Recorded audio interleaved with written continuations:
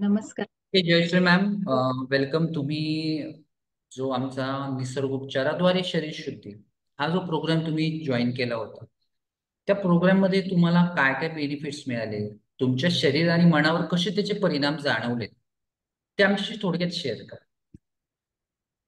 हो सर. अ, प्रथम नमस्कार आणि खूप खूप धन्यवाद सर. म्हणजे 6 दिवसाचा तुमचा प्रोग्राम केला, तर त्याच्यामध्ये तुम्ही एक्सरसाइज वगैरे सगळं करून घेतलं आणि 6व्या दिवशी जी शरीरशुद्धी करून घेतली त्याने खूप छान रिझल्ट आले.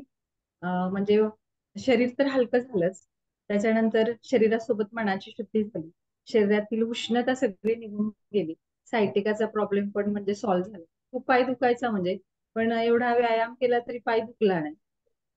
आणि त्याच्यानंतर वजन पण 3 किलोनी कमी झालं वजन. त्याच्यानंतर पोटाचा घेर पण म्हणजे 1 इंच लॉस झाला. हो सर, किती दिवसामध्ये झालं होतं? आणि आपण आपला हा जो ते सहा किती दिवसामध्येच सहा 6 दिवस. दिवसामध्येच झालं हे.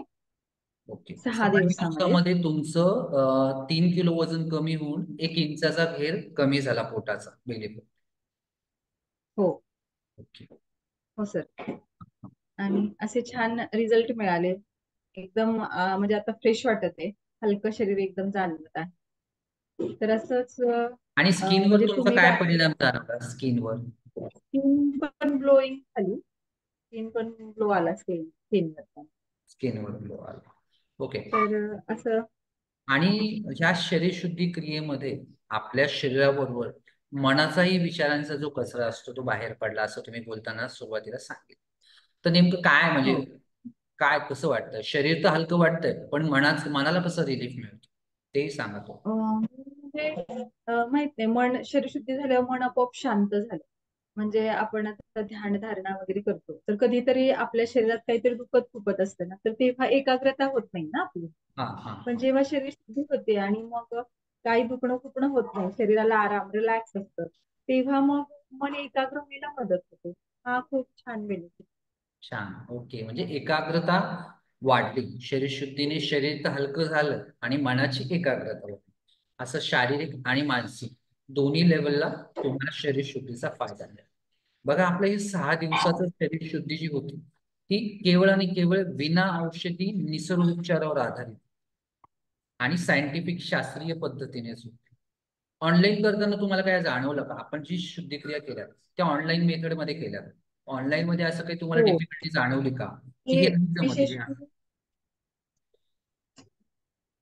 नाही, म्हणजे विशेष म्हणजे मला खूप तुमचे धन्यवाद मानते मी. कारण मला असं पहिलं अगोदर वाटत होतं की ऑफलाईन करावं शरीरशुद्धी.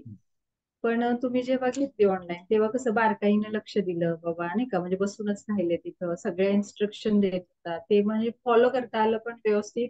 आणि तुम्ही पण ते ऑब्झर्वेशन केलं व्यवस्थित.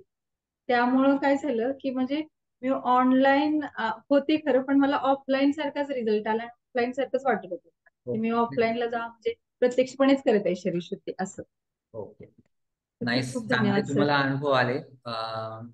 यापुढे मात्र आपण शरीरामध्ये कचरा साठू देऊ नये आणि असेल तरी पण नक्कीच वेळोवेळी शुद्धिक्रिया कराव्यात, काही महिन्यांनी तरी ऍटलिस्ट.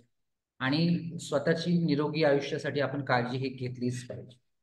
तुम्ही आमच्या सोबत जे अनुभव शेअर केले, जे एक्सपिरियन्स शेअर केले, त्याबद्दल तुमचे आभार. Thank you, thank you so much.